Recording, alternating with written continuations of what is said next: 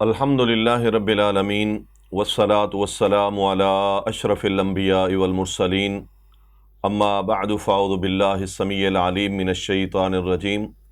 آپ بھائیوں کے سامنے آج دوسرے سپارے کی مختصر تفسیر انشاءاللہ بیان کریں گے۔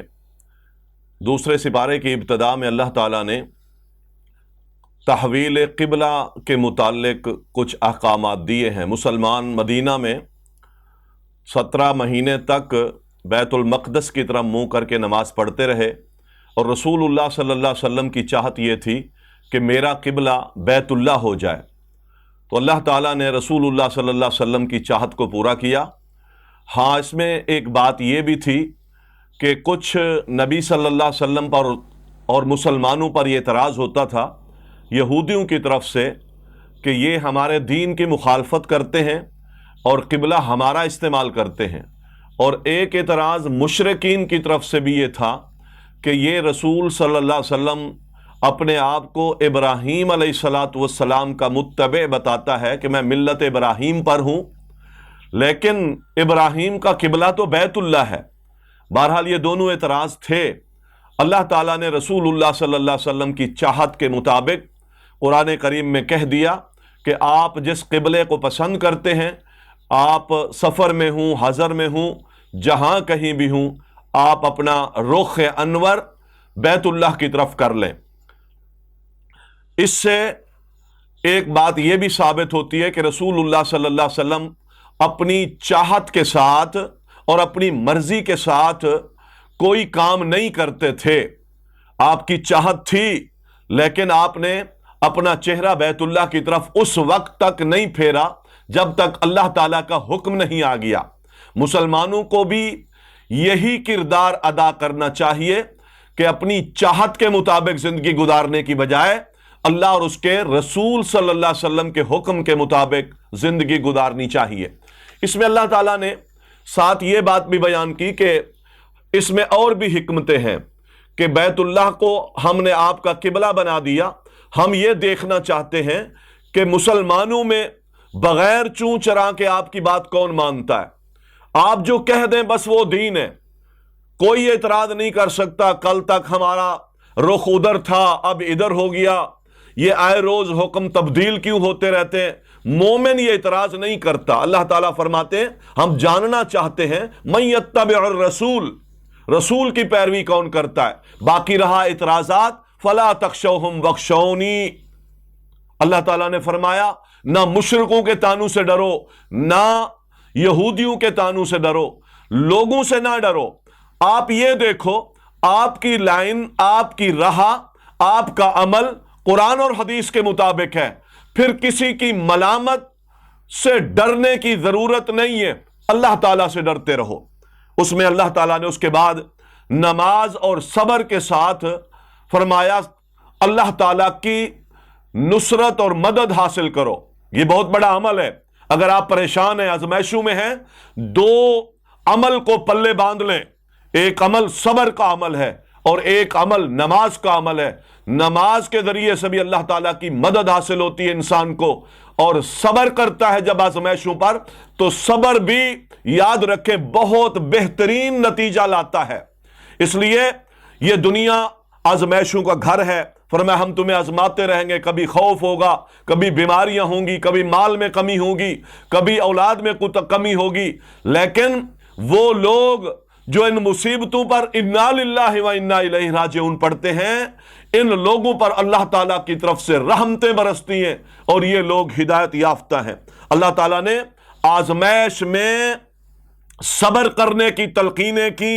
ذرا ذرا سی بات پر دل برداشتہ ہو جانا، ذرا ذرا سی بات پر حالات کے شکوے کرنا، بیماری کے شکوے کرنا۔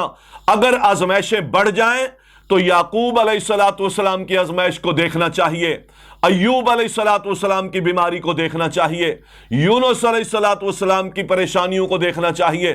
آزمائشیں بڑھ جائیں تو محمد الرسول اللہ صلی اللہ علیہ وسلم کی آزمائشوں کو دیکھو۔ اتنا ستائے گئے ہیں دین کے لیے، اتنا رلائے گئے ہیں، اتنا کوئی رلایا نہیں گیا۔ اس سے پتہ چلتا ہے کہ یہ دنیا مومن کے لیے آزمائش گاہ ہے۔ یہاں آزمائشیں ہی آزمائشیں رہنی ہے، لیکن مومن ان آزمائشوں میں صبر کر کے رب کی طرف رجوع کر کے ایک تو اپنی ان آزمائشوں کا بہترین علاج کر لیتا ہے، اور دوسرا ان آزمائشوں میں اللہ تعالیٰ سے بہترین نفع اور فائدے حاصل کر لیتا ہے۔ اسی طرح اللہ تعالیٰ نے کچھ ایسے لوگوں کا آگے تذکرہ کیا کہ جو اللہ تعالیٰ کی ساری نشانیوں کو دیکھتے ہیں، سورج کو دیکھتے ہیں، ہواؤں کو دیکھتے ہیں، سمندر میں چلنے والی کشتی کو دیکھتے ہیں، وہ اللہ کے حکم سے چلتی ہے۔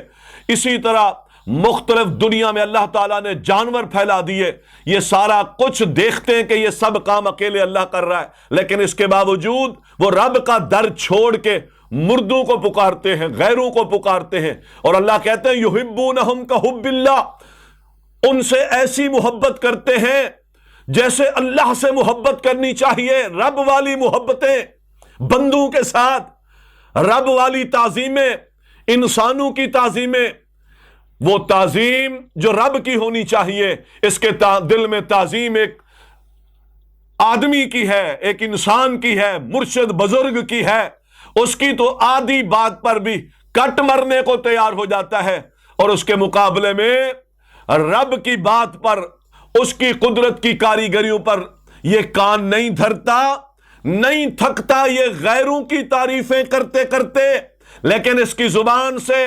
مکمل ٹوٹلی طور پر کچھ وقت کے لیے رب کی تعریفیں نکل جائیں ناممکن ہے۔ قرآن کریم نے کہا جس اللہ کے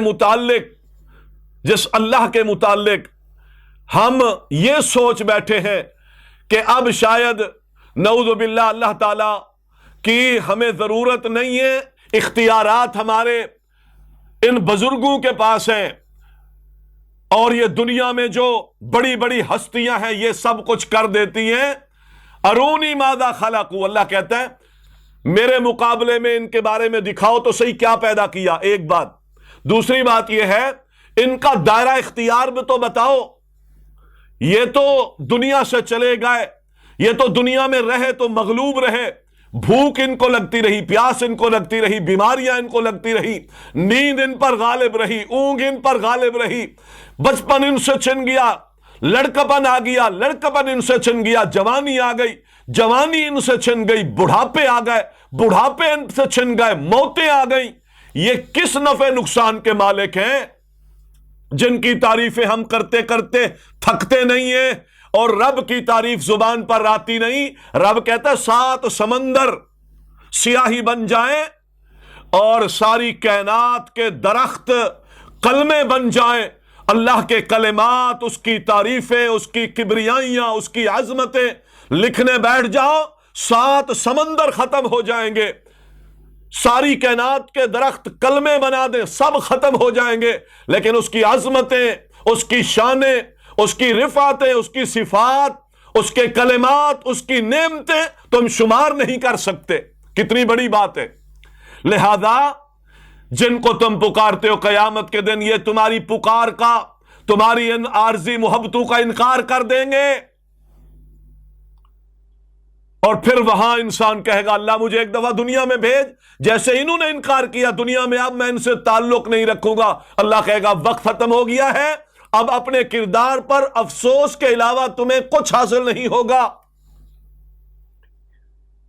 یہ حقیقتیں ہیں جو قرآن نے بیان کی ہے محترم بھائیوں۔ اللہ کا در چھوڑ کر، اللہ کی ذات کو چھوڑ کر، اپنی پیشانیاں غیروں کے دروں پر اپنے ماتھے رگڑنے والے بھائیوں، ایک رب کا دروازہ، ایک رب کا نام، والذین آمنوا اشد حبا للہ، اور جو ایمان والے وہ اللہ کی محبت میں سخت ہیں۔ اس کے بعد اللہ تعالیٰ نے قصاص کے مسائل بیان کیے کہ قتل کے بدلے میں قتل ہے، اور اسی میں زندگی اور انسانیت کی جان ہے۔ یہ اللہ کی حدیں ہیں، کوئی قتل کرے اس قاتل کو قتل کرو۔ مومن کو قتل کرنا کسی اعتبار سے ٹھیک نہیں، حرام ہے، بہت بڑا گناہ ہے، لیکن اگر کوئی قتل کرے تو اس کو قتل کیا جائے گا۔ اسی طرح وہ شخص جو کلمہ پڑھتا ہے اور بدکاری کرتا ہے، شادی شدہ ہے، اس کو بھی قتل کیا جائے گا، رجم کیا جائے گا۔ اور اسی طرح ایک وہ شخص جو کلمہ پڑھنے کے بعد مرتد ہو جائے، دین بدل دے، اس کو بھی قتل کیا جائے گا۔ اس کے علاوہ کسی مسلمان کا خون بہانا یہ حلال نہیں ہے۔ قصاص کے مسائل اللہ تعالیٰ نے بیان کیے۔ اس کے بعد اللہ تعالیٰ نے رمضان المبارک کے روزوں کے حوالے سے بات کی ہے۔ ایمان والو، تم پر روزے فرض ہیں رمضان کا مہینہ۔ حال بتا جو لوگ سفر میں ہوتے ہیں یا بیمار ہوتے ہیں، وہ جتنے ایام کے روزے چھوڑیں، وہ بیماری کے بعد صحت کی حالت میں رمضان کے بعد اتنے روزے رکھ لیں۔ اور کچھ وہ لوگ وَعَلَى الَّذِينَ يُطِيقُونَهُ، جو لوگ روزہ رکھنے کی طاقت نہیں رکھتے۔ عبداللہ بن عباس رضی اللہ تعالیٰ عنہ اس لفظ کی وضاحت کرتے ہیں کہ یطیقونہ اے یطوقونہ یتجشمونہ، جن لوگوں پر روزہ رکھنا تکلیف دہ ہوتا ہے، صحیح بخاری میں، جن لوگوں پر روزہ رکھنا تکلیف دہ ہوتا ہے، یعنی وہ مریض ہیں دائمی، وہ دائمی مریض ہیں، وہ ایسا بوڑھا ہے، ایسی بوڑھی عورت ہے جو مستقل دوائی کھاتی ہے، صحیح نہیں ہو سکتی، ان کے لیے اس روزے کو رکھنے کی بجائے ففدیۃ من صیام، اس کو ففدیۃ، ان کو چاہیے کہ وہ اس روزے کا فدیہ دے دیں۔ اسی طرح اس روزے کے مسائل میں اللہ تعالیٰ نے نماز کے ساتھ اللہ تعالیٰ نے خاص طور پر دعا کا تذکرہ کر دیا۔ محترم بھائیوں، رمضان اور دعا، اس کا بڑا گہرا تعلق ہے، بڑا گہرا تعلق ہے۔ رمضان میں وَإِذَا سَأَلَكَ عِبَادِي عَنِّي فَإِنِّي قَرِيبٌ، رمضان کی آیات، روزے کی آیات کے بیچ میں اللہ تعالیٰ نے دعا کا تذکرہ کیا۔ یاد رکھیں، دنیا میں ہر مشکل، ہر پریشانی کے حل کے لیے بے شمار اسباب ہیں، لیکن ان میں سب سے بڑا سبب وہ اللہ تعالیٰ کی بارگاہ میں دعا کرنا ہے۔ جب آپ اللہ کی بارگاہ میں دعا کرتے ہیں تو یہ آپ کی پریشانی کے حل کا بہت بڑا سبب ہے، بہت بڑا سبب ہے۔ لہذا رمضان کے اندر دعاؤں کا اہتمام کریں۔ اللہ فرماتے میں تمہارے قریب ہوں، کچھ نہیں کہا کہ فلاں کو بلا کے لے آ، فلاں کی دہائی دے، فلاں کا وسیلہ پکڑ، نہیں، کیا کہا فَلْيَسْتَجِيبُوا لِي وَلْيُؤْمِنُوا بِي، تو میری اطاعت کر اور میرے اوپر ایمان لا، جو میں حکم دوں اس کو مان لے۔ جتنا میری فرما برداری تو زیادہ کرنے والا ہوگا، اتنا جلدی تیری دعا قبول ہوگی۔ تو رمضان کے ضمن میں اللہ تعالیٰ نے ساتھ ساتھ ہمیں دعا کی ترغیب دی ہے۔ تو محترم بھائیوں، رمضان میں کثرت سے دعائیں کرنی چاہیے۔ روزے دار کی دعا خصوصاً افطار کے وقت میں رد نہیں ہوتی۔ دعاؤں کا اہتمام کریں۔ دعاؤں کے لیے سب سے بڑا وسیلہ یہ ہے کہ آپ کے اندر اطاعت کا جذبہ ہو، اللہ تعالیٰ کی بات ماننے والے اعمال آپ کے اندر موجود ہوں، اللہ پر ایمان پختگی کے ساتھ ہو، مایوس بھی نہیں ہونا، دعا کرتے قبول نہیں ہوتی، آپ نے دعا کی، گویا کہ عبادت کر لی، اس کا نتیجہ اگلا ہے۔ یہ دو فائدے ہیں، ایک دعا تو خود بخود عبادت ہے، اور دوسرا عبادت کرنے کے بعد اس کا رزلٹ بھی انشاءاللہ ملے گا۔ اور اگر اللہ کی حکمت ایسی ہوئی کہ اس کا رزلٹ آپ کو دنیا میں نہیں ملا، تو کم از کم آپ نے جو دعا کی ہے، دعا عبادت شامل ہو گئی۔ اللہ تعالیٰ نے اسی رمضان کے حوالے سے ساتھ ساتھ قرآن کا بھی تذکرہ کیا کہ یہ وہ مہینہ ہے جس میں اللہ تعالیٰ نے قرآن نازل کیا۔ آسمان دنیا پر من جملہ قرآن بھی رمضان میں نازل ہوا، اور پھر آسمان دنیا سے غار حرا میں پہلی وحی بھی، یاد رکھیں، نبی علیہ الصلوۃ والسلام پر رمضان میں نازل ہوئی۔ پھر رمضان میں نبی علیہ الصلوۃ والسلام جبرائیل کے ساتھ قرآن کا دراسہ کرتے ہیں۔ نبی علیہ الصلوۃ والسلام قرآن سنتے سناتے ہیں۔ بڑا گہرا تعلق ہے رمضان کا دعا کا، رمضان کا قرآن کا۔ قرآن کو پڑھیے، کثرت کے ساتھ پڑھیے۔ رمضان کے مہینے میں اس قرآن کی تلاوت کو معمول بنائیں۔ اس قرآن کی تلاوت سے خصوصاً رمضان میں اس کو پڑھنا بڑا خیر و برکت کا سبب ہے۔ یہ جو دل گناہ کر کر کے اس دلوں کی بہاریں خزاؤں میں بدل گئی ہے.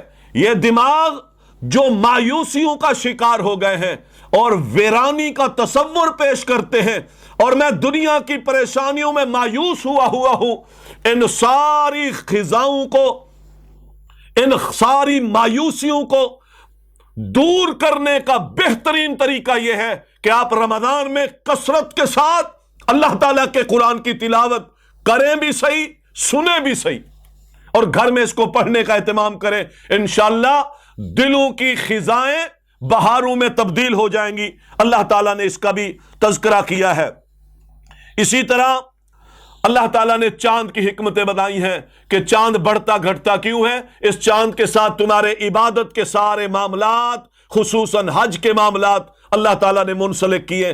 چاند کے ذریعے سے ہی آپ کسی کے ساتھ مہینے کا تعین کر سکتے ہیں، چاند کے ذریعے سے ہی عدت کا معاملہ ہے، چاند کے ذریعے سے ہی حج کا مہینے کا پتہ چلتا ہے، چاند کے ذریعے سے ہی رمضان کے مہینے کا پتہ چلتا ہے. یہ اللہ تعالیٰ کی حکمتیں ہیں چاند کے حوالے سے. اس کے بعد اللہ تعالیٰ نے اسی چاند کے ضمن میں حج کے مسائل بھی بیان کیے ہیں، اور حج کے دوران اللہ تعالیٰ نے ایک بہت بڑی بات جو کی ہے، فَاذْكُرُوا اللَّهَ كَذِكْرِكُمْ آبَاءَكُمْ. اس حج میں اللہ تعالیٰ کو کثرت سے یاد کرو. یعنی اللہ کا ذکر ایک بہت بڑی عظیم چیز ہے. زبان سے ذکر، قلبی طور پر اللہ تعالیٰ کا ذکر، اور وہ اذکار مسنونہ جو رسول اللہ صلی اللہ علیہ وسلم کی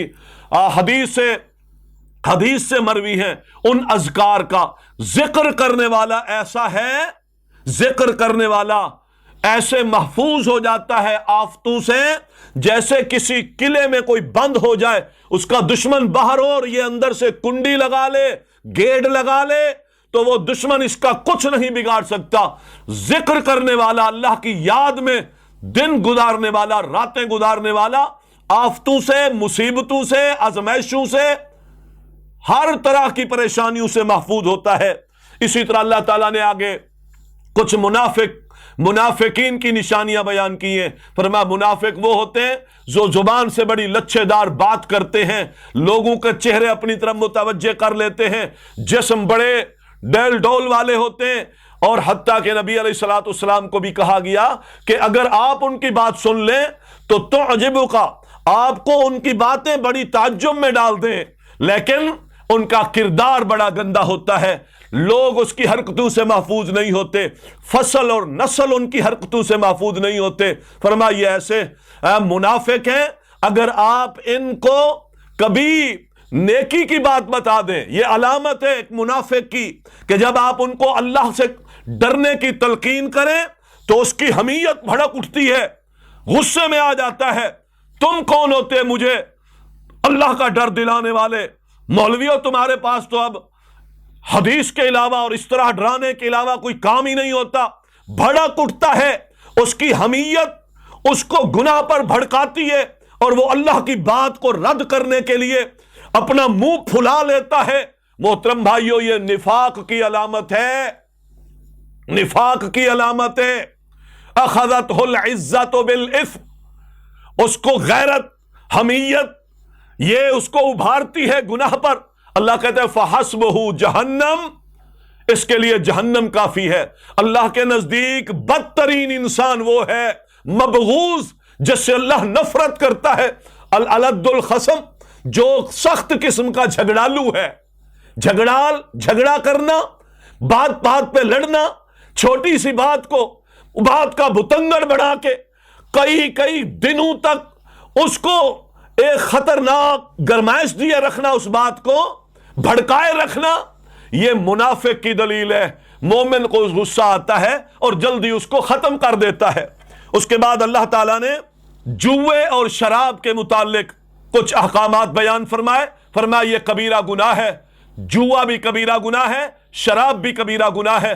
دنیا میں جو شراب پیتا ہے اور پھر وہ بغیر توبہ کے مر جاتا ہے، اگر جنت میں جائے گا بھی صحیح تو اللہ تعالیٰ اس کو جنت کی شراب طہور سے محروم کر دیں گے.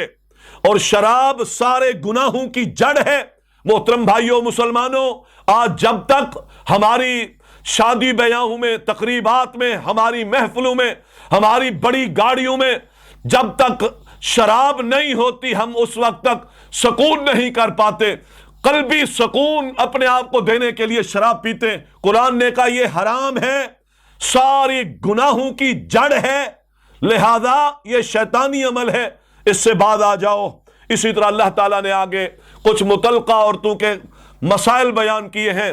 طلاق اگر کسی عورت کو ہو جائے ایک طلاق تو 3 پیریڈ اس کی عدت ہے، 3 پیریڈ کے بعد وہ آزاد ہو جاتی ہے۔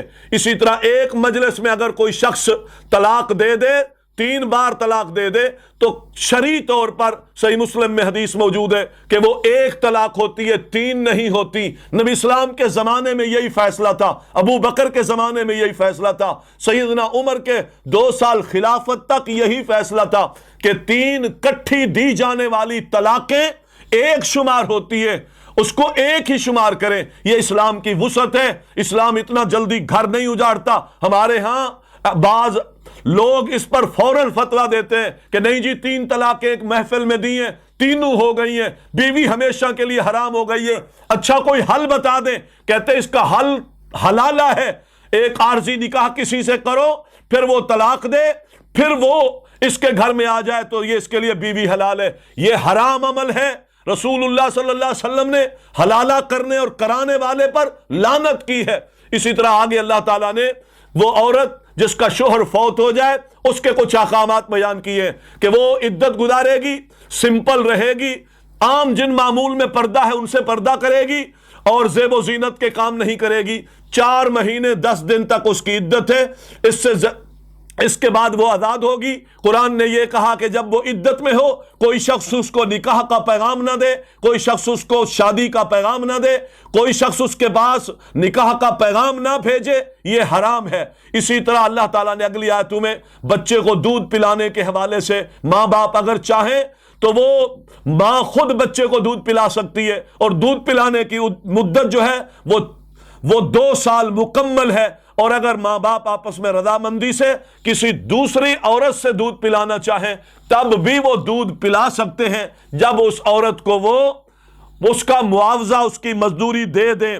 اسی طرح قرآن کریم نے کہا ایام حیض میں اپنی بیویوں سے الگ رہو۔